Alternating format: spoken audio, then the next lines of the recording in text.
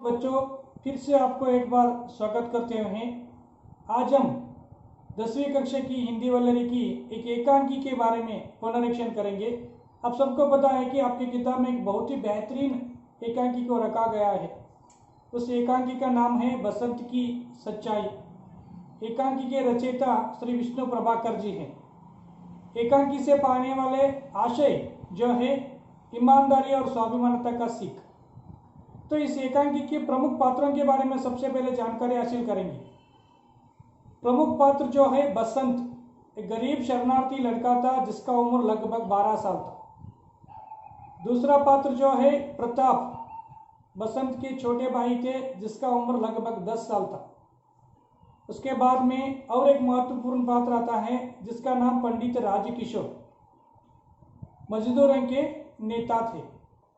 उसके बाद doctor Verma doctor थे, अमर सिंह पंडित राजकिशोर जी के सेवक। ये पात्र इस एकांकी के अत्यंत प्रमुख पात्र हैं।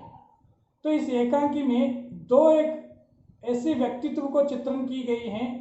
इन दो व्यक्तित्वों के ऊपर ज़्यादा से ज़्यादा प्रश्नों को पूछा जा सकता है।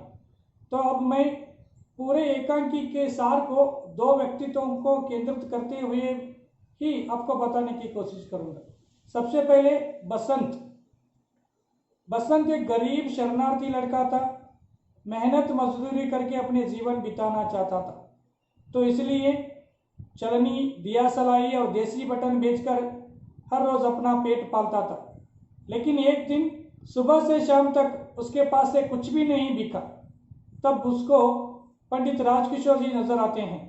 तो सीधे पंडित राजकिशोर जी के पास बसंत आ पहुंचता है और पंडित राजकिशोर जी से विनती करने लगता है कि साहब कुछ तो खरीद लीजिए, क्योंकि सुबह से अब तक कुछ भी नहीं बिका है। लेकिन पंडित राजकिशोर जी को उसमें किसी चीज की जरूरत नहीं थी। लेकिन बसंत बार बार पंडित राजकिशोर जी से विनती करने लगता है कि कुछ तो खरीद लीजिए। तो बसंत पर तरस खा के पंडित राजकिशोर जी ऐसे ही 2 पैसे बसंत को देने लगते हैं। लेकिन बसंत उस पैसे को लेने से इनकार करता है, कहता है कि अब मेरे से कुछ भी नहीं खरीदा है और उसके बावजूद भी पैसे दे रहे हैं, ये पैसे भीख के समान है, मैं भीख नहीं लूंगा। ये दृश्य बसंत की स्वाभिमानता को दिखाती हैं।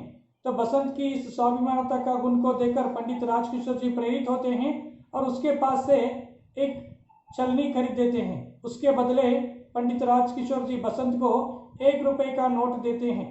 तो बसंत के पास बुना नहीं था, इसलिए उस नोट को बुनाने के लिए बाजार की तरफ चले जाते हैं। जब उस नोट को बुनाकर वापस लौट रहा था, वो मोटर दुर्घटनाग्रस्त होते हैं। उससे उनके दोनों पैर कुचल जाते हैं और बेहोश भी हो जाते हैं।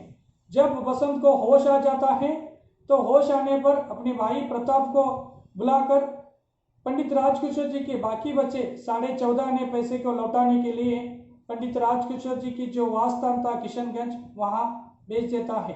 पंडित राजकिशोर जी जब बसंत की इलाज करने के लिए तैयार हो जाते हैं, तब बसंत कहता है कि हम गरीब हैं, हमारी इलाज आप क्यों कह रहे हैं। तो इन सारी जो गुण हैं बसंत को एक स्वाभिमानी और ईमानदारी बालक के रूप में इस एकांकी में खड़ा करता है। तो इस एकांकी का महत्वपूर्ण दूसरा जो भाग है वो पंडित राजकिशोर जी का है। हम सबको पता है कि विष्णु प्रभाकर जी ने पंडित राजकिशोर जी के व्यक्तित्व को बहुत ही अच्छे ढंग से चित्रित किया है। पंडित राजकिशोर जी एक मजदूरों के नेता थे। हमेशा मजदूरों के गली में जाकर लेक्चर देते थे, वो गरीबों पर हमदर्दी दिखाते थे। एक दिन जब बसंत के पास से कुछ भी नहीं बिका था, तो बसंत के पास से एक छलनी खरीदकर उसे सहायता करने का मन बना लेता है।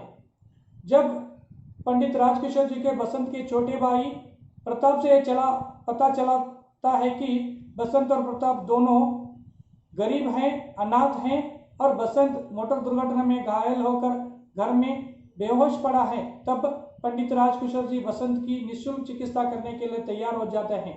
अपने सेवक से कहते हैं कि डॉक्टर वर्मा जी को लेके अही टीले में आ पहुंचो, जहाँ पे बीको एर के घर में बसंत और उनके भाई रहते थे। तो डॉक्टर वर्मा से पंडित राजकिशोर जी कहते हैं कि डॉक्टर वर्मा जी इसकी चिकित्सा कीजिए।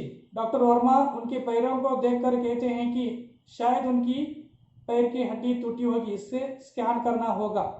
तो पंडित राजकिशोर जी कहते हैं कि कितने भी पैसे खर्च क्यों ना हो, इस बच्चे की चिकित्सा करना ही होगा, क्योंकि ये गरीब अवश्य हैं लेकिन ईमानदार बालक हैं। इस प्रकार पंडित राजकिशोर जी की मानवीय गुणों को अत्यंत उच्च स्तर से विष्णु प्रभाकर जी चित्रित की हैं। बच्चों, इन दोनों व्यक्तित्व के ऊपर ही आपको परीक्षा में ज़्यादा से ज़्यादा प्रश्न पूछा जा सकता है। तो इन दोनों व्यक्तित्वों के ऊपर जो प्रश्न किस प्रकार पूछा जाएगा, उन प्रश्नों को मैं अब आपको बताऊंगा। प्रश्न उत्तर। 1. स्वाभिमानी बसंत की ईमानदारी का परिचय 100 उदाहरण दीजिए। उत्तर। बसंत एक गरीब किंतु स्वाभिमानी लड़का था। वह छलनी, दिया सलाई और देसी बटन बेचकर मेहनत से पेट पालता था। कोई चीज़ बेचे बिना पैसे लेना भीख समझता था, इसलिए पंडित राजकिशोर जी से दया की भीख न लेकर उन्हें छलनी खरीदने के लिए प्रेरित किए। पंडित राजकिशोर जी को छलनी बेचकर उनका नोट बुनाने गया, तब वह मोटर दुर्घटनाग्रस्त हो गए। फिर भी होश आते ही अपने भाई प्रताप को पंडित राजकिशोर जी के पास पैसे लौटाने भेजा। जब पंडित राजकिशोर जी अस्पताल ले जाने लगते हैं तो अपनी गरीबी के कारण वह जाने से इनकार करता है।